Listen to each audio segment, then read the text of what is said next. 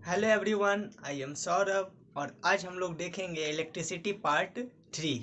ठीक है, तो अब तक मैंने रेजिस्टेंस रेजिस्टिविटी वगैरह को अच्छे से क्लियर कर लिया था। तो आज का आपका टॉपिक है resistance of a system of resistors. यहाँ वर्ड आपका रेजिस्टर्स आ रहा है। ठीक है, तो रेजिस्टर का मतलब होता है एक ऐसा इंस्ट्रूमेंट, इलेक्ट्रिकल इंस्ट्रूमेंट या इलेक्ट्रिक डिवाइस जो रेजिस्टेंस कंटेन करता है, कंटेन्स अ रेजिस्टेंस। ठीक है, वो इलेक्ट्रिकल डिवाइस आपका रेजिस्टर कहलाता है। तो आप इससे इसको डिनोट कर सकते हैं। क्लियर। अब यहाँ पे मैं बात कर रहा हूँ इस सिस्टम ऑफ रेजिस्टर्स की।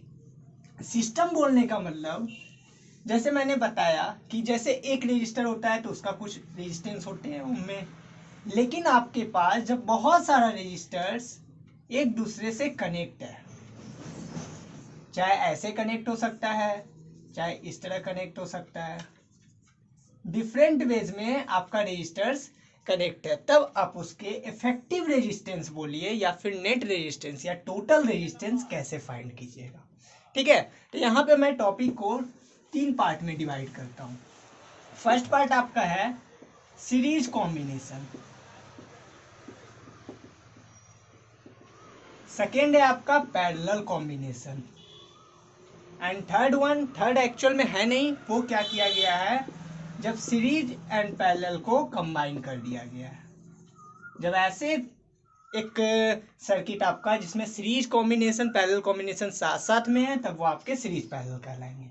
तो सबसे पहले मैं एक एक करके सबको समझता हूँ। आपका फर्स्ट है सीरीज कॉम्बिनेशन। कहने का मतलब कोई आपका एक सर्किट है जिसमें अपना पोटेंशियल लगा हुआ है भी।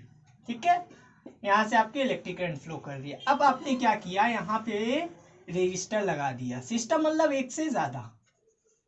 ठीक है, और एंड टू एंड आपने रेजिस्टर लगाया जिसको हम लोग सीरीज बोलते हैं। इसके एंड पॉइंट से दूसरे रेजिस्टर का एंड पॉइंट, फिर इससे ये वाले पैटर्न को हम लोग सीरीज कॉम्बिनेशन।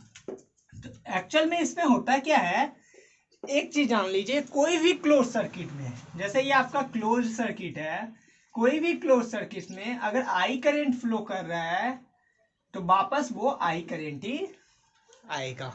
क्लियर। तो हम बोल सकते हैं यहां से आई करंट इधर से फ्लो कर रहा है। अब देखिए यहां पर इसका एक ही पाथ है तो ये आई ही जाएगा। सिमिलरली इससे भी आई ही जा रहा है, इससे भी आपका आई जा रहा है, क्योंकि बस एक ही पाथवे को फॉलो कर रहा है जो कि रेजिस्टर से होके गुजरता है। तो फाइनली आपका आई करंट इस तरह से आ जाएगा। क्लियर। लेकिन हमें तो नेट रेजिस्टेंस चाहिए कि टोटल रेजिस्टेंस में क्या होगा। मान लीजिए ये आपका रेजिस्टेंस R1 है, इस रेजिस्टर का रेजिस्टेंस R2 है, इस रेजिस्टर का रेजिस्टेंस R3 है। क्लियर। अब हम आगे देखते हैं। अब मैंने क्या बताया, एक फॉर्मूला ओम्स लॉ से डिराइव हुआ था, V is equal to I R, जहां V पोटेंशियल डिफरेंस, I आपका इलेक्ट्रिक करंट और R आपका रेजिस्टेंस। ठीक है, अब देखिए आगे आप, यहां मैंने बताया कि जैसे कि करंट यहाँ पे सारे में सेम हो रहा था। अब बात करते हैं हम V की। ये मान लीजिए आपका रेजिस्टर कोई बल्ब है तो उसका रेजिस्टेंस कम होगा, साथ ही साथ कोई आपका हैवी मशीन्स वगैरह लगा दिया, उसका रेजिस्टेंस अलग है, साथ ही साथ वो पोटेंशियल भी अलग अलग ले रहा है। तो इस अप्लायंस का पोटेंशियल V1 है, इस अप्लायंसेस का पोटेंशियल V2 है, क्योंकि पोटेंशियल डिफरेंस बस इसका इतना है, इसके लिए इतना है, इसके लिए इतना, मतलब अलग अलग पॉइंट पे हम लोगों ने देखा था कि पोटेंशियल डिफरेंस आपका अलग अलग होता है। तो ये रजिस्टर के लिए पोटेंशियल डिफरेंस VAB, इस रजिस्टर के लिए पोटेंशियल डिफरेंस VVC, इस तरह से पोटेंशियल डिफरेंस वैरी कर रहा है। क्लियर। अब हम फाइंड करते हैं इसमें, अगर हम बात करें टोटल करंट की, तो टोटल करंट तो आई ही सब में फ्लो कर रहा है, लेकिन ये जो V पोटेंशियल है टोटल, ये डिस्ट्रीब्यूट हो गया है V1, V2 और V3 में। तो हम बोल सकते हैं कि जो V होगा आपका, मैं यहाँ बता देता हूँ, जो आपका V होगा टोटल, ये पोटेंशियल, ये आपका V1 plus V2 plus V3 होगा, मतलब टोटल पोटेंशियल का सम होगा। क्लियर। अब देखिए आगे V का, आपका V हो गया। अब V का फॉर्मूला जैसे कि हम लोग जानते हैं IR होता है। I क्या है, I करंट है, नेट करंट जो हम लोग ने लिया। अब यहाँ पे रेजिस्टेंस क्या हो गया, रेजिस्टेंस यहाँ पे ये तीनों का कंबाइंड रेजिस्टेंस, या बोलिए हम इस सर्किट को इस टाइप से फॉर्म कर सकते हैं। ठीक है, ये आपका आर नेट हो गया। यहाँ पे सीरीज कॉम्बिनेशन है तो मैं यहाँ पे सीरीज लिख देता हूँ। ठीक है, ये आपका V, ये आपका I, तो ये जो आर आपका है ये आर आपका सीरीज है, नेट रेजिस्टेंस, टोटल रेजिस्टेंस ये तीनों का। V1 की बात करें तो V1 इस रेजिस्टर के लिए है तो I तो होंगे, करंट इसमें भी I है, लेकिन रेजिस्टर यहाँ पे R1 है। क्लियर। नेक्स्ट है I करंट इसके लिए भी R2, I करंट इसके लिए भी लेकिन R3। ठीक है, यहाँ पे देखिए ये V1 था, ये V2 था, ये V3 था, ये R1 था, R2 एंड R3। करंट तो सब में सेम था, तो हमने लिखा V is equal to R series जो कि net resistance is equal to IR1 plus IR2 plus IR3। अब देखिए IR सीरीज, I यहाँ पे आप कॉमन ले सकते हैं। ठीक है, ब्रैकेट में लेने के बाद R1 plus R2 plus R3। ठीक है, अब ये I इधर जाएगा तो ये कैंसिल हो जाएगा, बाकी आपका जो बचा R सीरीज वो आपके हो जाएंगे R1 plus R2 plus R3। मतलब जो हमारा टोटल रेजिस्टेंस होगा कोई भी सर्किट का वो सम ऑफ इंडिविजुअल रेजिस्टेंस। कहने का मतलब जितना भी रेजिस्टर आप लगा लीजिए, ये आपका 1 2 3 4 R1 R2 R3 R4 इस तरह करते करते अगर Rn रेजिस्टर भी होता तो आपका R सीरीज टोटल रेजिस्टेंस जो होते या नेट इफेक्टिव रेजिस्टेंस बोलते वो हो जाता R1 plus R2 plus R3, कहां तक, Rn तक। क्लियर। ये था आपका सीरीज कॉम्बिनेशन। तो यहां पर मैंने देखा कि आपका करंट जो होता है I वो सेम होता है किसमें, सारे रेजिस्टर्स में। ठीक है, क्योंकि पाथवे सेम होता है। और आपका V जो होता है वो वेरीज करता है, मतलब सारे अप्लायंसेस, डिफरेंट अप्लायंसेस के लिए आपके पोटेंशियल डिफरेंस डिफरेंट हो जाते हैं। ठीक है, clear. VAB VBC VCD। Next, अब मैं बात करूं, एक क्वेश्चन इस टाइप का आता है, कहा जाता है क्या, एक ऐसा सर्किट आपके पास होता है इस तरह से, आपका ये आपका रजिस्टर R है, ये भी R है, इस तरह से आपके पास N रजिस्टर्स लगा दिया गया और सारे का रेजिस्टेंस क्या है, R ही है। क्लियर। कितना रजिस्टर लगा हुआ है, N रजिस्टर। तो आप बोल सकते हैं R सीरीज जो होगा R plus R plus R plus, कब तक, N टाइम्स, क्योंकि टोटल कितना रजिस्टर्स है, N रजिस्टर्स है। क्लियर। तो आपका हो जाएगा N times of individual resistance R, RS is equal to. ठीक है, तो ये आपका एक फॉर्मूला बन डिराइव हो जाता है, एक्चुअल में इसी से आता है। क्लियर, कि अगर आपके पास N रजिस्टर्स इक्वल रेजिस्टेंस का लगा हुआ है R रेजिस्टेंस का, तो आपका इफेक्टिव रेजिस्टेंस हो जाएगा N times of one resistor, N times the resistance of one resistor. Clear. Next, ये था आपका सीरीज कॉम्बिनेशन। अब मैं बात करता हूं पैरेलल कॉम्बिनेशन की।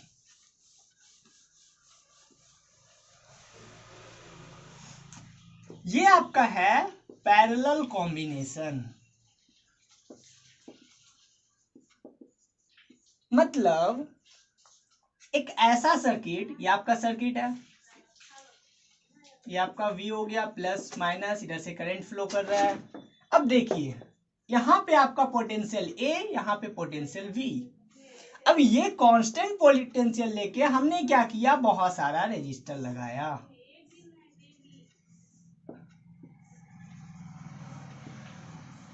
तीन ही लेता हूं, उस तरह से आप बहुत सारे लगा सकते हैं। तो यहाँ पे मैंने क्या किया, बहुत सारे रेजिस्टर्स, 3 रेजिस्टर्स, ठीक है, A और B पोटेंशियल से लिया। ठीक है, तो सबका पोटेंशियल डिफरेंस आपका VAB है, मतलब टोटल V है। क्लियर। ये आपका रेजिस्टर R1, ये आपका R2, ये आपका R3। अब क्वेश्चन आता है करंट की बात करते हैं, क्योंकि पोटेंशियल डिफरेंस तो सबका VAB है, सेम है, 2 पॉइंट का डिफरेंस। अब देखिए अगर करंट की बात करें, यहां तक आई आया, जितना करंट जाएगा उतना ही करंट वापस आएगा, मतलब टोटल हमको करंट कितना आना है, आई ही आना है। अब देखिए यहाँ पे इसको 3 पाथ वे मिल गया। अब ये करंट आपका डिस्ट्रीब्यूट हो जाएगा, इक्वली डिस्ट्रीब्यूट होगा, सेम सेम होगा, नहीं सेम सेम नहीं होगा। क्यों नहीं सेम होगा? क्योंकि मान लीजिए आपका ये बल्ब हो सकता है, ये आपके बड़े बड़े मशीन्स वगैरह हो सकते हैं, तो वो सब के केस में आपका अलग अलग करंट कैरी करेगा। तो ये आपका I1 हो गया, ये आपका I2 हो गया, ये आपका I3 हो गया। क्लियर? अब हम बोल सकते हैं क्या, जो टोटल I करंट था ये I1 I2 निकला भी कितना, I1 I2 एंड I3। और V सबका क्या है, V तो सबका सेम ही है। फिर से मैं ओम्स लॉ से V is equal to IR लगाता हूं। अब मैं यहां बात करूं तो जो I करंट था वो डिस्ट्रीब्यूट हुआ है। पिछले सीरीज कॉम्बिनेशन में आपका V जो था पोटेंशियल डिस्ट्रीब्यूट हुआ था, इसलिए मैंने V is equal to V1 V2 V3 लिया था। अब मैं यहाँ पे I is equal to I1 plus I2 plus I3 लूंगा। क्यों? क्योंकि I आपका यहाँ पे डिस्ट्रीब्यूट हुआ है। क्लियर? अब इसी से मैं इफेक्टिव एक सर्किट बनाऊं तो ये आपका V है, ये आपका I है, और ये आपका इफेक्टिव रेजिस्टेंस है, सबका नेट रेजिस्टेंस। और ये पैरेलल वे में है तो हम यहाँ पे लिख सकते हैं पैरेलल, ये तीनों का कंबाइन एक फ्लो सर्किट। अब देखिए I इज इक्वल टू क्या होता है, I इज इक्वल टू आप यहां से लिख सकते हैं V बाई R, ये R इधर आ गया। क्लियर? अब यहाँ पे मैंने लिखा V बाई R, R कौन सा, R आपका नेक्स्ट पैरेलल। क्लियर? I1, अगर मैं I1 की बात करूं, I1 सर्किट जा रहा था, इस रेजिस्टर से करंट जा रहे थे और इसका पोटेंशियल डिफरेंस भी था, तो आपका हो जाएगा V बाई R1। अब इस I2 की बात करूं तो यहां भी पोटेंशियल डिफरेंस भी था, तो V by R2, similarly V by R3। इस तरह से आपका पोटेंशियल डिफरेंस था, सेम थे, रेजिस्टेंस अलग अलग। अब देखिएगा आप यहाँ पे V by R P is equal to, V को कॉमन ले लिए तो 1 by R1 plus 1 by R2 plus 1 by R3, ये V कैंसिल हो गया, यहाँ पे 1 आ गया। अब मेरे पास यहाँ पे फॉर्मूला आ गया 1 by R parallel is equal to 1 by R1 plus 1 by R2 plus 1 by R3। Clear? मतलब जो नेट इफेक्टिव रेजिस्टेंस होगा उसका reciprocal is equal to first resistor का रेसिप्रोकल, सेकेंड रेजिस्टेंस का रेसिप्रोकल, थर्ड साथ ही साथ थर्ड का। मतलब हम बोल सकते हैं कि अगर मेरे पास n रेजिस्टर्स होता, मतलब यहाँ पे मैंने अगर बोल दिया मैं यहाँ पे R1 है, यहाँ पे R2 है, इस तरह करते करते आपका Rn तक होता, Rn n रेजिस्टर्स होते, ठीक है, और सबका रेजिस्टेंस अलग अलग, तो आप बोल सकते थे 1 by R P is equal to 1 by R1 plus 1 by R2 plus कहाँ तक 1 बाई Rn तक। n आपका कुछ भी हो सकता है, 5 हो सकता है, 6 हो सकता है, 50 60 कोई भी बड़ा नंबर हो सकता है। क्लियर?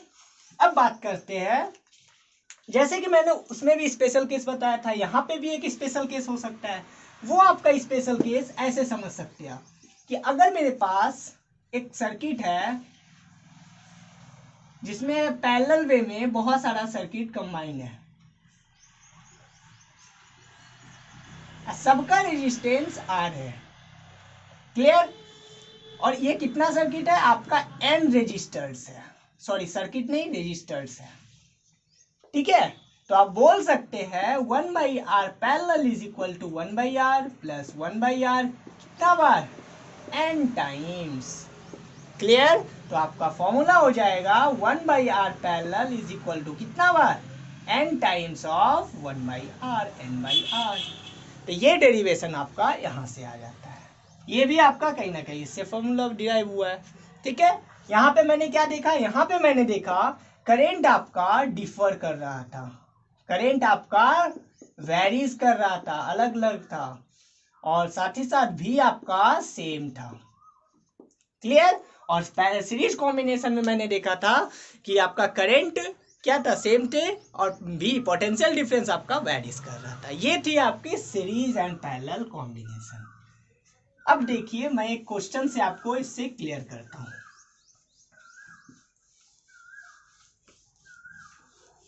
अब मैं बात करता हूं सीरीज पैरेलल की, ठीक है, उससे से मैं क्वेश्चंस भी क्लियर करा दूंगा।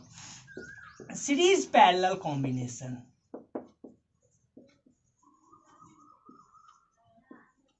ये आपका थर्ड टाइप है, या फिर बोलिए दोनों टाइप से डिराइव हो गया है। अब बात कीजिएगा एक ऐसा सर्किट, ये आपका V है, प्लस है, माइनस है, ये I है।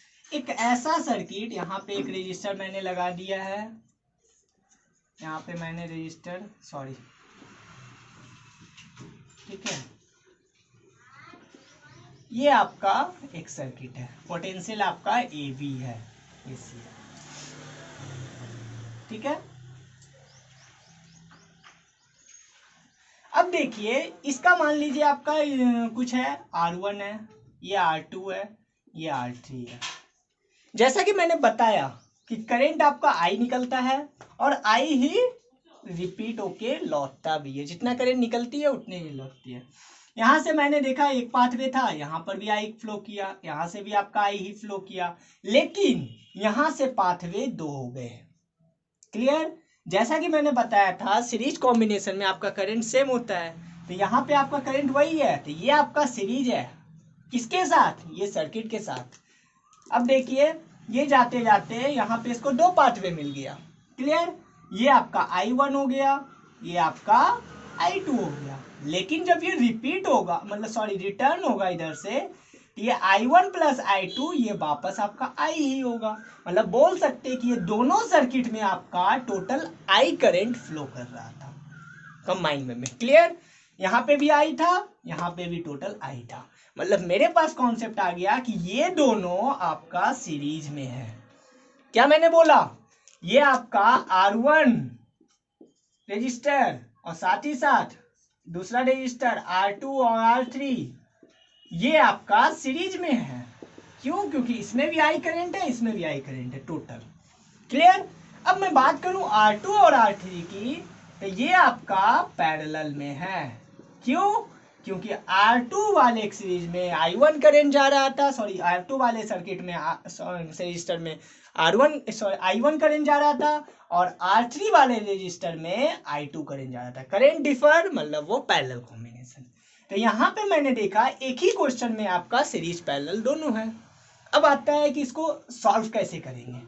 इसको अगर सॉल्व की बात करें हम, बहुत आसान होते है सॉल्व करना। आप एक एक करके पहले निकालो। क्लियर? अब यहाँ पे आता है कि पहले मैं सीरीज ऐड करूं या पैरेलल सॉल्व करूं। अब बताइए, पैरेलल तो आप पैरेलल ये दोनों है, सीरीज ये दोनों है। जब तक पैरेलल का नेट नहीं पता चलेगा सीरीज नहीं ऐड होगा। क्लियर? तो यहाँ पर से पता चलता है क्या कि पहले हमें पैरेलल को ऐड करना है। मान लीजिए ये आपने R2 R3 का पैरेलल निकाला, 1/RP is equal to 1/R2। मैं यहाँ पे क्या करता हूँ, क्वेश्चन को और आसान बना देता हूँ। 2 3 4 मान लीजिए आपका एक रेजिस्टेंस है, 2 ओम 3 ओम, साइन है इसका 4 ओम। यहाँ पे 1/RP निकालिएगा तो 1/3 प्लस 1/4, 12, 4 टाइम्स 3, मतलब आंसर आ गया 7/12।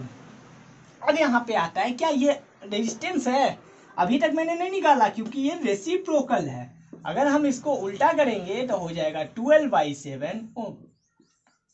मतलब इन दोनों की वजह से जो नेट रेजिस्टेंस आया RP वो आ गया 12/7 ओम।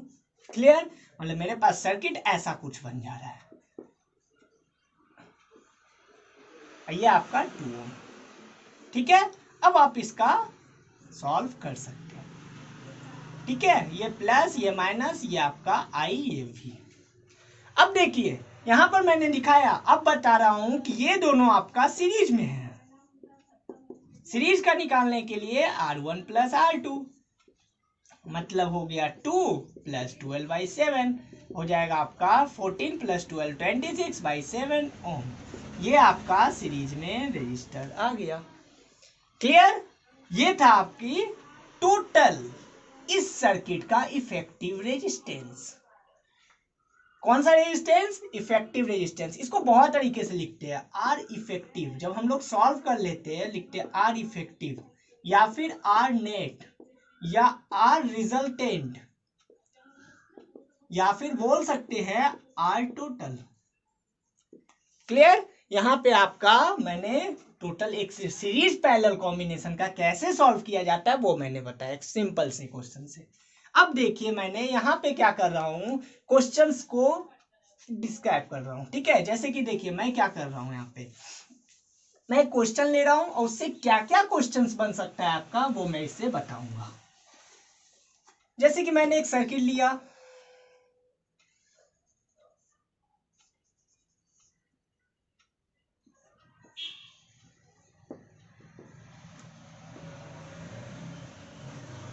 ये आपका V मान लीजिए, ये आपका 20 वोल्ट है, यहां से करंट मान लीजिए आपका कुछ जा रहा है, ये रेजिस्टेंस आपका 2 ओम का है, ये भी 2 ओम का है, ये भी 2 ओम का है, ये मान लीजिए 3 ओम का है, ये भी 3 ओम का, कुछ भी वैल्यू मैं ले रहा हूँ।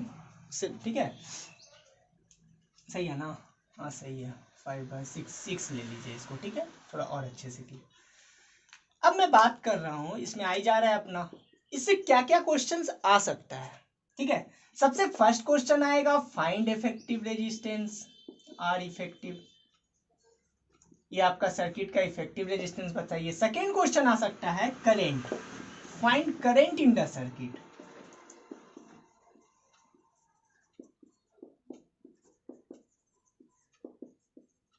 ठीक है, कभी कभी क्या करता है, करंट दे रखा होता है, पोटेंशियल निकालने दे देता है, कभी कभी कोई रेजिस्टेंस। साथ ही साथ आपसे ये भी पूछ सकता है फाइंड करंट इन, ठीक है, मान लीजिए ये आपका रजिस्टर R1 है, ये R2 है, ये R3 है, ये R4 है, R2 में निकालिए।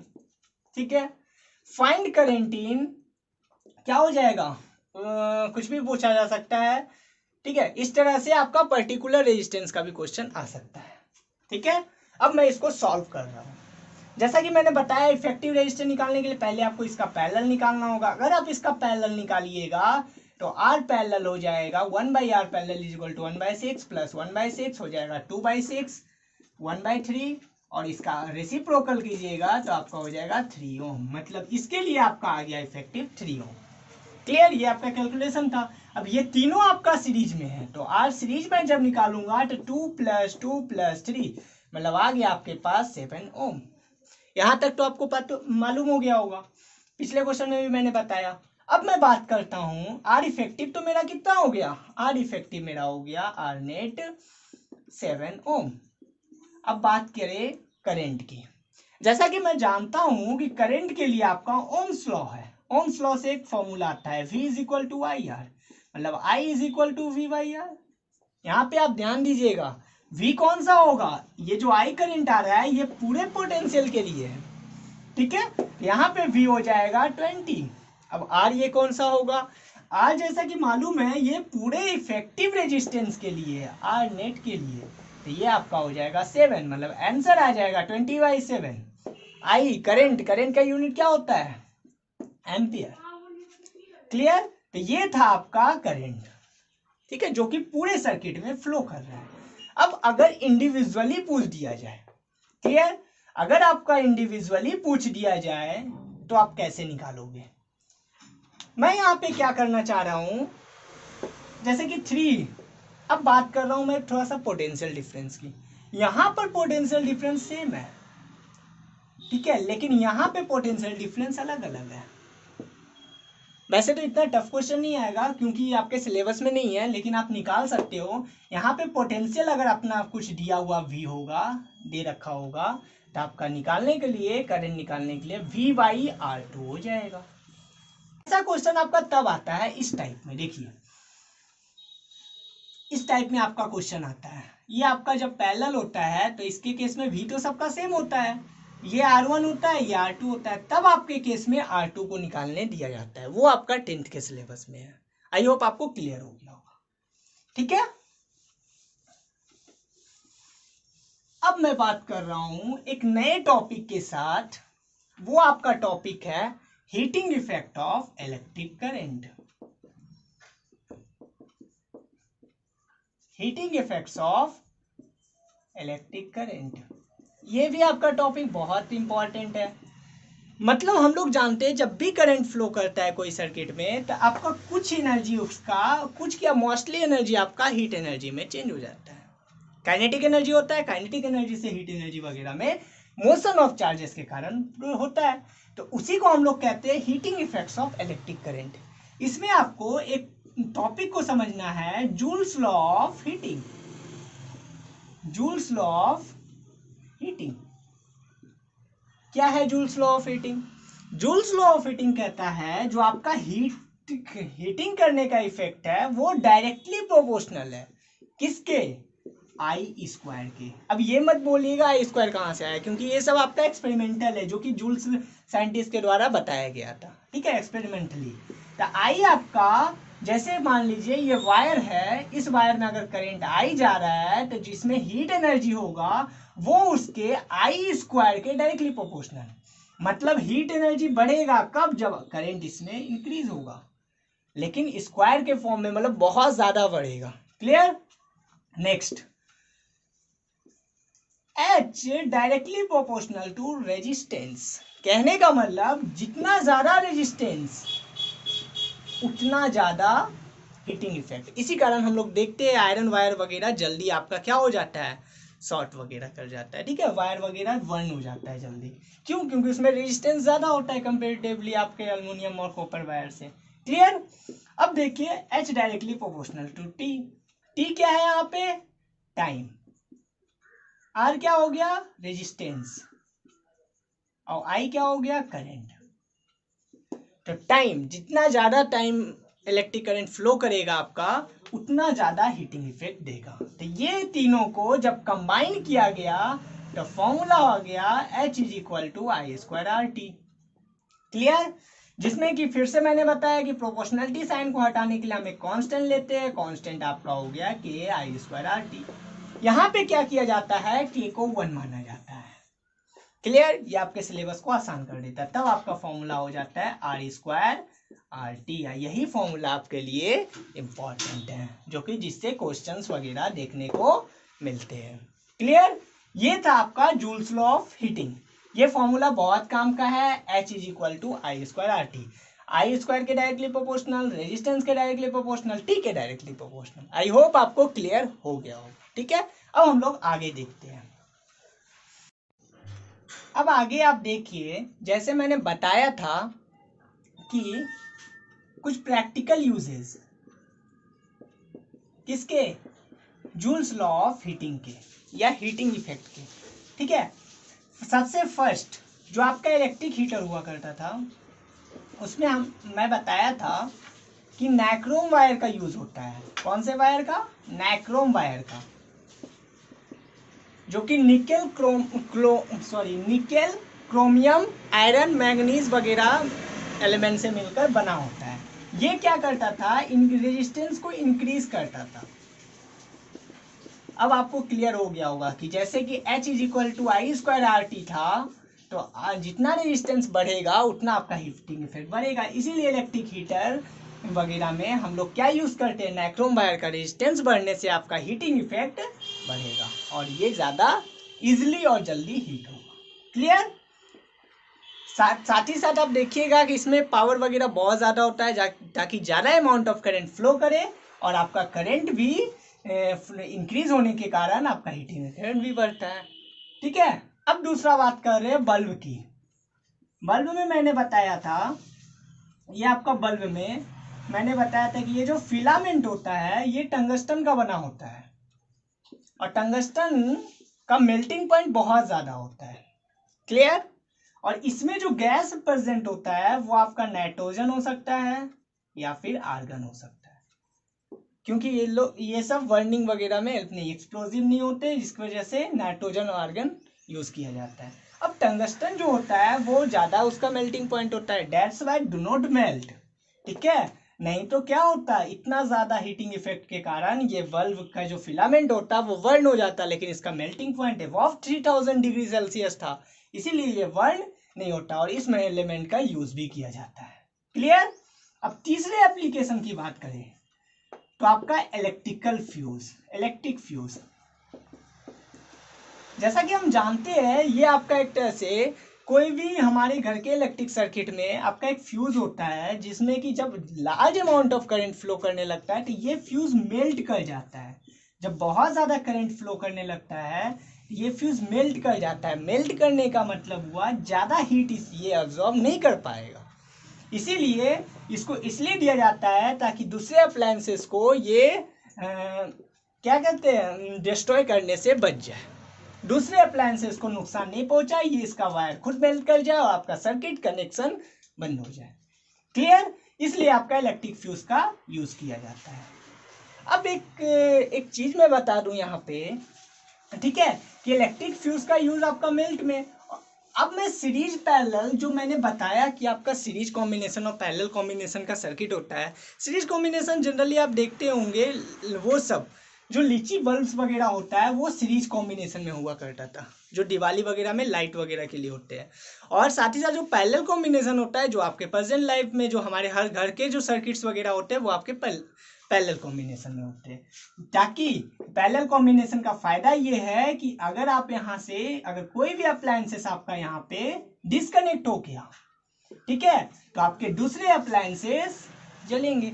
लेकिन अगर सीरीज की बात करें तो सीरीज में क्या होता है कि अगर आपका अप्लायंस यहाँ से डिस्कनेक्ट हुआ, किसी तरीके से ये टूट गया, तो आपका होगा क्या, ये भी बल्ब नहीं जलेगा, ये भी बल्ब नहीं जलेगा, तो उस केस में आपके सारे अप्लायंसेस बंद हो जाएंगे। क्लियर? ये आपका पैरेलल कॉम्बिनेशन में बेनिफिट है। अब नेक्स्ट टॉपिक है आपका, मैं एक चीज समझाता हूं, जो आपका हीट प्रोड्यूस्ड होता है, ये जो जूल्स लॉ ऑफ हीटिंग है, ये फॉर्मूला जो डिराइव हुआ ये पहले से कहीं ना कहीं हमारे पास था। जो हीट, क्योंकि जो हीट प्रोड्यूस हुआ वही तो वर्क डन हुआ। कौन सा वर्क डन? वही work done, flow of charges. Flow of charge जो हम लोगों ने देखा था, W is equal to Q by V। इस पोटेंशियल डिफरेंस से जो फ्लो ऑफ चार्जेस होते थे उसको हम लोग वर्क डन कहते थे। तो हीट प्रोड्यूस वो वर्क डन के बराबर, मतलब कहीं ना कहीं Q भी आपका इस फॉर्मूला से आना चाहिए। कैसे? Q को हम लिख सकते हैं, मैंने बताया था जो इलेक्ट्रिक करंट होता है, charge flow of charges is unit time is known as electric current. Q को लिख सकते हैं हम I इंटू टी, जहां की T आपका हो गया टाइम। क्लियर? और V आपका हो जाता था ओम्स लॉ से I इंटू आर। समझ में आया? नेक्स्ट यहाँ पे दो I है, I स्क्वायर आर टी, मतलब जो वर्क डन आया वही तो है हीट प्रोड्यूस्ड। क्लियर? ये आपका डिराइव होता है। तो इस तरह से हम एक फॉर्मूले को बहुत फॉर्मूले में चेंज कर सकते हैं। फॉर एग्जांपल हमने क्या किया, आई आर को रहने दिया, एक आई को टी को, मतलब यहां से हो गया मेरा वी आई टी, ये भी फॉर्मूला हो गया। क्लियर? अब मैं बात करूं तो आई को और लिख सकता हूं, v is equal to I R से आई इज इक्वल टू हो गया ना v बाई आर। तो उस तरह से हम बोल सकते हैं कि v को मैंने v रहने दिया, i को मैं v बाई आर लिख दिया, और ये हो गया t। तो यहां से भी फॉर्मूला आ जाता है v स्क्वायर आर टी। तो इस तरह से आप एक फॉर्मूला से दूसरे फॉर्मूला निकाल सकते हैं, लेकिन आपको सारे याद नहीं करने हैं, ये आपके प्रैक्टिस के साथ कंप्लीट हो जाएंगे। आप जैसे जैसे क्वेश्चंस की प्रैक्टिस करोगे आपके सारे फॉर्मूलाज रिमाइंड हो जाएंगे। क्लियर? अब मैं बात करूं तो इलेक्ट्रिक एनर्जी की, इलेक्ट्रिक एनर्जी की, तो मैं बता दूं कि आपका इलेक्ट्रिक एनर्जी भी कहीं ना कहीं, जितना भी एनर्जी होता है इलेक्ट्रिक में वो फ्लो ऑफ चार्जेस की वजह से ही होता है। जितना भी एनर्जी प्रोड्यूस होता है इलेक्ट्रिसिटी में वो आपके फ्लो ऑफ चार्जेस के वजह से ही प्रोड्यूस होता है। वो आपके वर्क डन को कह लीजिए या फिर आपके हीटिंग प्रोड्यूस को कर लीजिए, हीट प्रोड्यूस को कर लीजिए, मतलब सारा इलेक्ट्रिक एनर्जी भी आपका ये तीनों कंबाइंड रूप में एक ही चीज है, कोई अलग नहीं है। क्लियर? तो इसी से आपका इलेक्ट्रिक एनर्जी से ही आपका एक और टर्म आता है, वो आपका आता है इलेक्ट्रिक पावर। इलेक्ट्रिक पावर की अगर बात करें तो पावर कुछ नहीं है, रेट ऑफ एनर्जी है, रेट ऑफ इलेक्ट्रिक एनर्जी। जैसे ही हम लोग रेट की बात करते हैं तो रेट मतलब हम टाइम से डिवाइड कर दिए, क्या मतलब power, electric power is equal to energy, electric energy divided by time. जब हमको एनर्जी को या वर्क डन को या हीट प्रोड्यूस को टाइम से डिवाइड कर लेंगे या बोलेंगे इतने टाइम में कितना गया, वो उसका पावर कहलाता है। फॉर एग्जांपल जैसे मैंने देखा था H is equal to I square R T.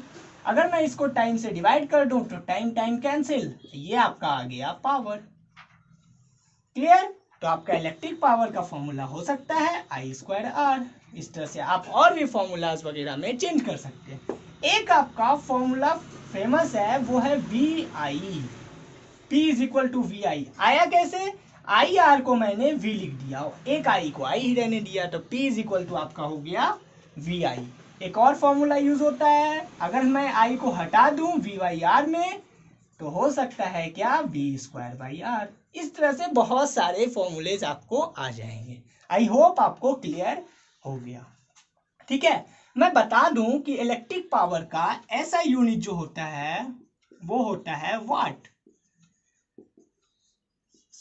W।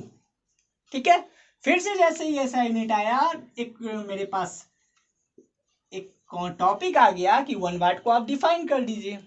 ठीक है, अगर मैं इसको डिफाइन करूं तो फिर से मैं इसके फॉर्मूला पे जाऊंगा।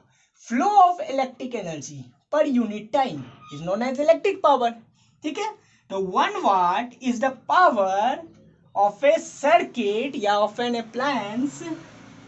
ठीक है, when 1 joule of energy flows in 1 second, तो पावर आपका जो आएगा 1 वाट आएगा।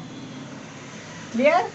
सबका मैंने ऐसा यूनिट रख दिया, वर्क डन का भी ऐसा यूनिट जूल, हीट प्रोड्यूस का भी जूल, इलेक्ट्रिक एनर्जी का भी ऐसा यूनिट जूल, साथ ही साथ इलेक्ट्रिक पावर का ऐसा यूनिट 1 वाट।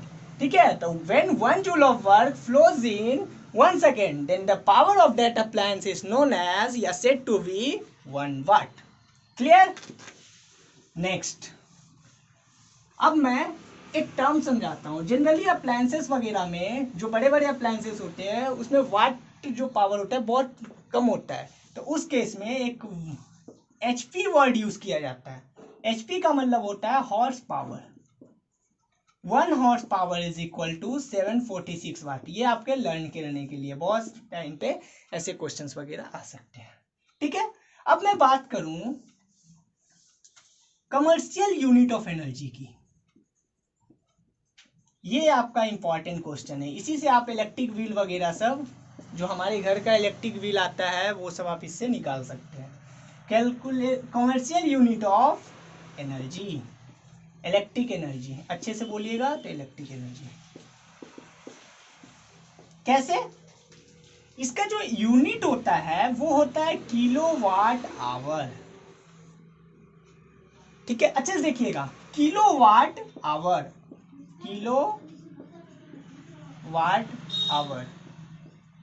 ठीक है, इसी को हम लोग कहते हैं। उससे पहले मैं बता दूं, बहुत सारे लोग को ये कंफ्यूजन होता है कि किलोवाट आवर आपका एक पावर का यूनिट है। ठीक है, लेकिन ये आपका पावर का यूनिट नहीं है। क्यों?